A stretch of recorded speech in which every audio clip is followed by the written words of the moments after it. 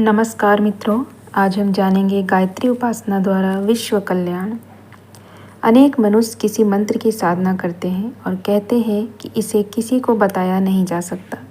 ऐसे मनुष्य ना तो अपनी और ना किसी दूसरे की भलाई कर सकते हैं, क्योंकि ऐसा करने से उनमें दूसरों की ईर्ष्या का भाव उत्पन्न होता है और ईर्ष्या होने से मंत्र सिद्धि का गौरव अपने आप समाप्त हो जाता है। यह सत्य है कि मंत्र अनाधिकारी को नहीं दिया जा सकता, पर यदि किसी को अधिकारी समझकर भी यदि राग द्वेष के कारण मंत्र न सिखाया जाए तो वह मंत्र उस साधना करने वाले के पास से भी चला जाता है। मंत्र की साधना करने वाला और मंत्र को सीखने वाला दोनों उदारचित और अपार श्रद्धा वाले होने चाहिए। व्यक्तिगत रूप से जप करते हुए भी उनको समष्टि के हित का ध्यान रखना चाहिए, तभी वे संसार के साथ अपना ही भला कर सकते हैं। प्राचीन काल में ऋषि और मुनि पर्वतों की गुफाओं और घोर जंगलों में रहकर अनेक प्रकार के जप करते थे और उनका उद्देश्य व्यक्तिगत लाभ न होकर समस्त संसार का कल्याण होता था। विश्व में अनेक प्रकार के उत्पात होकर समन हो जाते हैं। इसमें बहुत कुछ प्रभाव ऐसे परोपकारी महापुरुषों का ही होता है।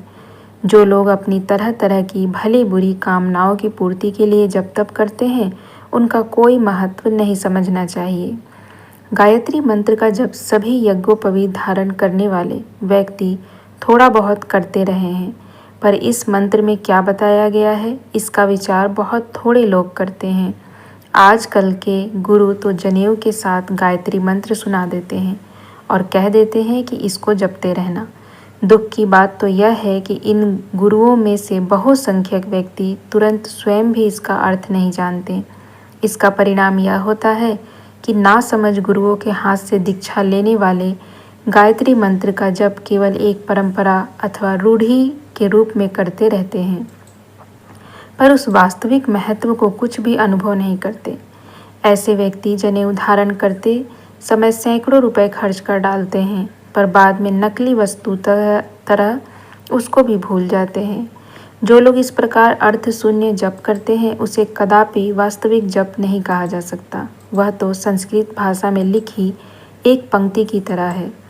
आज के अर्थ युग में श्रद्धा शून्य मनुष्य केवल धन के लिए जप करते या कराते हैं। ये सभी विचार किया करते हैं कि मैं कौन सा जप करूं जिससे लक्ष्मी जी प्रसन्न होकर मुझे धन सौंप दें। ऐसे लोग इस बात को भूल जाते हैं कि सब प्रकार के जपों का मूल गायत्री जप ही है।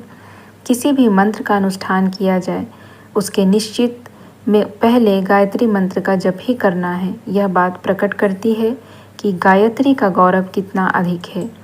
तो भी कितने खेद की बात है कि आज हम उसी गायत्री की उपेक्षा करके केवल धन के पीछे मतवाले हो रहे हैं और उसके लिए चारों ओर पागल बने दौड़ रहे हैं। चाहे तुमने वेद ना सीखे हो, चाहे तुमने शास्त्र और पुराण ना पढ़े हो, तो भी यज्ञोपवीत धारण करने के बाद अगर गायत्री में तुम्हारी अटूट श्रद्धा और सच्ची भक्ति होगी तो गायत्री द्वारा तुम्हें सब वस्तुओं की प्राप्ति हो जाएगी। महर्षि व्यास जी कहते हैं, जिस प्रकार फूलों का सार मधु, दूध का सार घी और सब रसों का सार दूध है, उसी प्रकार सब वेदों का सार गायत्री है। गायत्री अर्थात गायंत त्रायते यतमात इति गायत्री। इसमें गाने के अर्थ में गौ धातु आया है। इससे भी यही प्रकट होता है कि केवल एक बार उच्चारण करने से नहीं, पर बारंबार गान करने से जप से यह हमारी रक्षा करने वाली बन जाती है। जप कैसा होना चाहिए? श्री कृष्ण के लिए अर्जुन को इतनी तल्लीनता थी कि जब अर्जुन निद्रावश हो जाता था तो भी उसकी सांस से श्री कृष्ण का ही स्वर बाहर निकलता था। गायत्री का जप भी इसी प्रकार होना चाहिए कि रोम रोम और श्वास श्वास में उसी की रटन लगी रहे। इस प्रकार का श्रद्धापूर्वक किया हुआ जप जिस प्रकार औषधि से शारीरिक व्याधि दूर होती है, उसी प्रकार समस्त मानसिक और शारीरिक व्याधियों को दूर करने वाला होता है। पर जब तक हमारे भीतर ऐसी स्थिति उत्पन्न न हो तब तक धैर्यपूर्वक उसके लिए प्रयत्न करते रहना चाहिए। जप करने वाला व्यक्ति धैर्यवान न होगा तो एकाग्रता नहीं आती और एकाग्रता नहीं आने से जप जैसा होना चाहिए वैसा नहीं हो पाता। संकटों के दुर्ग में फंसे हुए जगत को यदि इससे बाहर निकलना है तो उसके कुछ छुटकारे का उपाय एकमात्र गायत्री का जप ही है। जब तक हम स्वयं इसका अनुभव न करेंगे तब तक उसका प्रभाव हमारी समझ में नहीं आ सकता। तो भी यदि हम गायत्री के प्रखर उपासक की तरह आगे पैर बढ़ाते जाएंगे तो अवश्य हमको सफलता प्राप्त होगी और दूसरों को भी इस मार्ग पर आरूढ़ करके विश्व कल्याण में कुछ हिस्सा ले सकेंगे।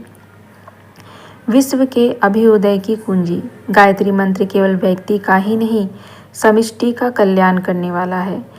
उसी के अर्थ में ये प्रकट होता है। इस मंत्र में जो नह शब्द है वह अस्मद शब्द का षष्ठी बहुवचन है।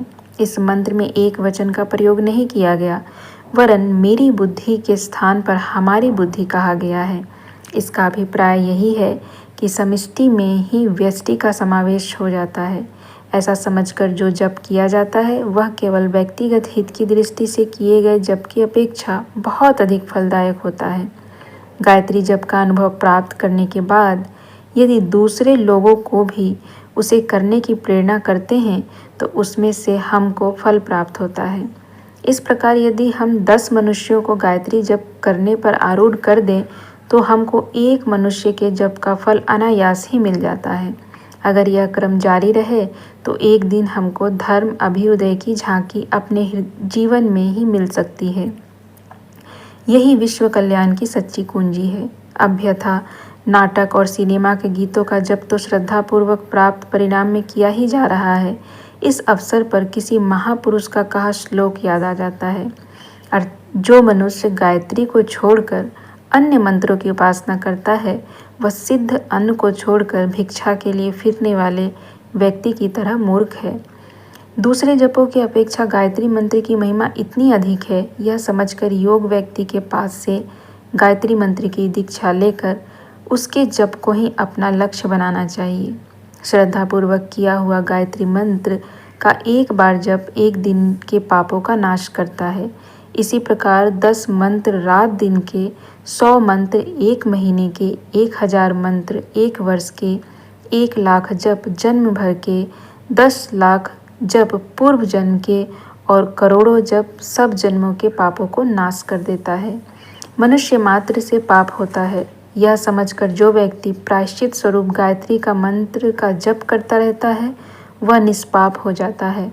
महान और श्रेष्ठ होने के लिए किसी व्यक्ति को गायत्री मंत्र के जप में प्रमाद नहीं करना चाहिए।